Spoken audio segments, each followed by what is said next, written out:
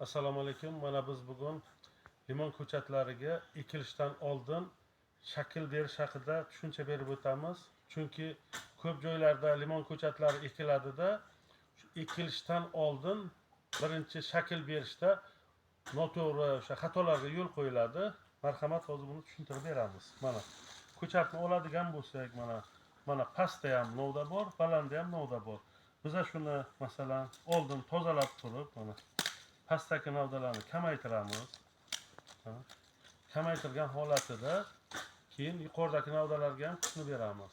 Yuqoridagi novdalarni mana kesib, mana shu o'suvchi novdalarini iloji boricha kesish kerak. Kesayotganda o'rtacha 30% dan 70% gacha novdani olib mana shu tilda ketirishimiz kerak. Masalan, mana bu ikkita novda bergan. Bu novdaga qanaqa shakl beriladi? Agar ikkita bir xil chiroyli novda o'zi yetishib tayyor bo'lgan bo'lsa, biz buni tag qismini tozalaymiz. Tag qismini tozalaymizda o'rtacha 30 santimetrlar tozalanadi. Bundan keyin asosiy kuchni mana katta novdalarga beramiz. O'sha aytib o'tishimiz kerak, katta novdalarda ham mana shu o'sha erkak shoxlarni yoki yirik novdalarni olib tashlashga harakat qilamiz. Agar biz bu yirik novdalarni olib tashlaydigan bo'lsak, mana shunda bizni o'sha shakl berayotgan daraxtimiz mana bunday chiroyli bo'ladida, o'rtacha deylik 1 metrlar bo'ladi. Demak, daraxtni hajmi 1,5-2 metr bo'lganda ham uni shaklini biz kichraytirgan bo'lamiz. Mana masalan, mana bu daraxtni oladigan bo'lsak, mana tagidan 5-10 santimetr joylariga novdalar chiqib ketgan.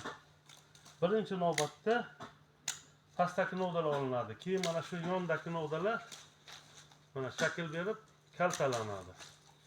Mana o'sha kaltalayotgan paytida ham iloji boricha ichki qismi yaxshilab ochiladi. Mana hozir mana bu novdani biz shakl berdikda, mana bu yerdan mana bu novda deylik ko'plik qilib qoldi. Mana olib kaltalab ekamiz. Nima uchun olinadi? Chunki biz o'sha novdaga shakl berayotganimizda iloji boricha mana bunaqa katta novdalarni olib tashlab kamaytiradigan bo'lsak, ekinimizni tutib ketishi va erta hosilga kirishi oson bo'ladi. Mana endi mana bunaqa misol shaklli limonga kelamiz. Mana bu limonimizda bir rato'la 3 ta 4 ta shoxlar yetilib chiqqan. Bu limonimizni ham birinchi navbatda tagdagi shu 30 santimetrlar joyi to'liq tozalab tashlanadi. Tozalanganda limon novdasini mana kosada faraz qilsak, ichga ketgan novdalari, ichki qismlari olib tashlanadi. Keyin novdani qo'yayotganimizda ham mana bir 15-20 santimetrcha iloji bo'lsa qo'yib kesiladi. Mana bu iç qismlari, mana ichkari tomondagi novdalari olib tashlanadi. Mana bu novdalar mana bunday uzun qo'yish ham mumkin. Mana shu novdalar qo'yiladi. Endi masalan mana yana o'sha 3 talik novdaga kelamiz. Mana bu 4 talik ekan hatto. Demak, buni biz birinchi navbatda pastdagi novdalarni olamiz. Keyingi navbatda mana iç qismiga, mana ichkari qismiga qarab ketgan novdani olinadi. Novda olganda iloji boricha mana taqab olinadi. Chunki taqab olingan novda qaytib qurtak bermaydi mana. Buni taqab olamizda, mana bu novda esa ichkari tomonga ketgan, bu ham ichkari tomonga ketgan. Iloji boricha mana bu ham ichkari tomonga ketgan. Ko'chatni ekishdan oldin biz shaklini chiroyli qilib berib olishimiz kerak bo'ladi. Mana. Hozir masalan har qaysi dehqonlarimiz har xil shakl berishi mumkin, har xil tavsiyalar berishi mumkin. Mana uch qismini ham olamiz. Biz Peshku limonchilik maktabida shu xulosaga kelib bo'lganmiz. Sabablari bor. Chunki biz agar novdani 3 ta, 4 ta, 5 ta qo'yadigan bo'lsak, vaqt o'tishi bilan bu anorga o'xshab 5-6 ta shoxlaydida, mevani olgandan keyin egilib kasalliklar tushadi. Hatto o'sha 2,5-3 metr ham joy torlik qilib qoladi. Shuning hisobidan meni tavsiyam mutaxassis sifatida iloji bo'lsa bittalik novda, mana bo'lmasa ikkitalik novda qoldirishimiz kerak bo'ladi. Yana aytib o'taman. Yoki birtalik yoki ikkitalik. Nima uchun? Chunki biz hosilni yerdan ko'tarilib yerga tegmaydigan shaklda mevani soldirishimiz kerak. Mana ba'zi bir mutaxassislarimiz yerga tekkanini solsin, mana buni olmang deb turibdi, mana tagiga yashik qo'yaman, masalan, mevasini olaman deydi, u uni fikri. Balkim o'zicha u dehqonlarimiz ham haqdir. Lekin mutaxassis sifatida hozir mana men o'rtacha bir 40-50 gektarni nazorat qilib, agronomligini qilib o'rgatib turibman. Mana Xonqada, Qo'shko'pir, Tuproqqala, Ellikqala yoki masalan Kattaqo'rg'onda, Samarqand Sartepasi, Yangariqlarida shu narsalarni mana Buxoro viloyati bo'yicha ham ancha-muncha joylarga nazorat qilib turibmiz. Birinchi navbatda biz ekayotgan ko'chat mevalari yerga tegmasligi kerak. Ikkinchi navbatda esa hosilimiz sifatli bo'lishi kerak bo'ladi. Mana bugun erta bozorimiz to'lgandan keyin xudo xolasa o'sha mahsulotimiz sifatsiz bo'ladigan yoki grami kichkina bo'ladigan bo'lsa, bozorimiz olmay, xohlamay qo'yadi. Bu narsani bugun tuzatishimiz kerak. Mana o'sha shaklni hozir ko'rsatib beraman. Mana ana bular nimaga olib tashlaymiz? Bular shu yilni o'zida meva beradigan novdalarda bular. Bular shu yil mevaga o'tiradi-da, daraxtni mayib qilib qo'yadi. Shuning uchun mana biz hozir tayyor mevalarni bag'ridan kechishga majbur bo'lamiz. Yana aytib o'taman, mevani mana bu ham mevaxona. Mevani olayotganda o'sha andisha qilmay tagi tozalanadi. Mana tozalangandan keyin bu 1 yil yoki 2 yil o'tib hosilga kiradi. Demak, bu daraxt tezroq yiriklashadi. Daraxt qancha yiriklashsa, hosili ham shunga qarab sifatli bo'ladi. Mana hozir daraxtimizni kesishga bir tushuntirib o'tamiz. Uch olinadi. Mana ichki qismlari tozalanadi. Xullas, bizni tavsiyamiz shunaqa: ko'chatni iloji boricha mana tag qismini 30 cm dan 50 cm gacha tozalab ekish kerak birinchisi.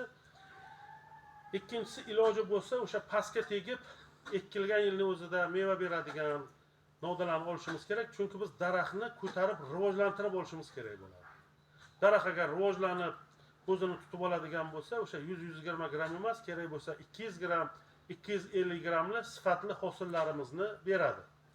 Shu bilan birgalikda biz aytib o'tishimiz kerak, mana shu limonlarimizni orasiga albatta qo'shimcha sifatida apelsin, mandarin ko'chatlari ekishni ham taklif qilamiz. Mana bu 3,5 yoshar apelsin ko'chati. Sababi nimada? O'sha mutaxassislardan, o'sha ustozlardan so'raganimizda ham o'sha Nurdin akamizdan hatto meni taklifimni qo'llab-quvvatladi. Albatta dedilar, shu limonning ichiga iloji bo'lsa apelsin va mandarin ekish kerak. Chunki bu o'shani gullashiga, kerak bo'lsa changlatishlarga ham yordam qilishi mumkin. Ekayotganda ham ko'chatlarimizni iloji boricha biz nima qilamiz? Yosh katta ko'chatlarni ekishga, taklif qilishga harakat qilamiz. Chunki hosilimiz ham shunga qarab bo'ladi-da, mana mevalarimiz ham shunga bo'ladi. Mana ko'chatimiz 3 yoshar, 3,5 yoshar ko'chatimiz 20 kilocha chiqadi. Endi savol tug'iladi. Bu ko'chat shunday eksa nima bo'lardi? Changlatmay, shunday eksa nima bo'lardi? Ko'chat shunday ekadigan bo'lsak, mana bu novdalarimiz og'irlik qilib birinchi yilning o'zida hosil ko'tara olmaydi-da, ekinimiz charchab, nima deydi? Qotib qoladi, o'sishdan qolib ketadi. Shuning uchun biz buni albatta shakl berishimiz kerak. Yana aytib o'taman, o'sha shakl bergan davrimizda o'rtacha 30% dan 70% gacha bo'lgan novdalarni olib tashlaymiz. Shunda hosilimiz sifatli bo'ladi va ekayotgan navlarimiz chiroyli bo'ladi. Keyin ko'chatni ekayotganda ham yana o'sha mutaxassis sifatida aytib o'taman.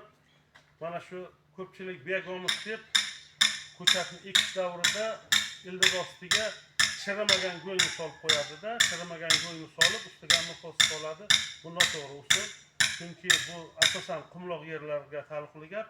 O'sha bizni masalan Buxoro, Xorazm yerlarida bu ekinlar ildiz chirish kasaliga olib keladi.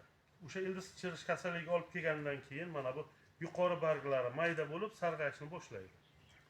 O'shanda biz bilamizki, demak buni tagiga solingan o'sha biagomus emas, aslida o'sha ammofos yoki chirimagan go'ng uni chiritgan bo'ladi. Shuning uchun taklifim iloji boricha tavakkal qilmay, o'sha oddiygina tuproqqa ekkan ma'qul. Tuproqqa ekayotganda ham mana bu ko'chatimizning ostki qismi deylik 20 santimetrlar bo'lsa, mana hozircha bu shu 20-22 keladi. 3-4 santimetrgina ko'milish kerak. Mana shu tagini ham ko'p ko'mib yubormaslikni tavsiya qilaman. Chunki biz buni ko'p ko'mib yuboradigan bo'lsak, ekinimiz qiynalib qolib, rivojlanishda ancha muammolarga duch keladi. E'tiborlaringiz uchun rahmat. Nusrat Saidov, Peshku limonchilik ravnaqi fermer xo'jaligi, Peshku limonchilik maktabi rahbari. Telefonlarimiz 93lik 476 4020. Agar ko'chat kerak bo'lganlar bo'lsa, maslahat kerak bo'lganlar bo'lsa, bemalol shu telefonlarga telefon qilishlaringiz mumkin. Rahmat.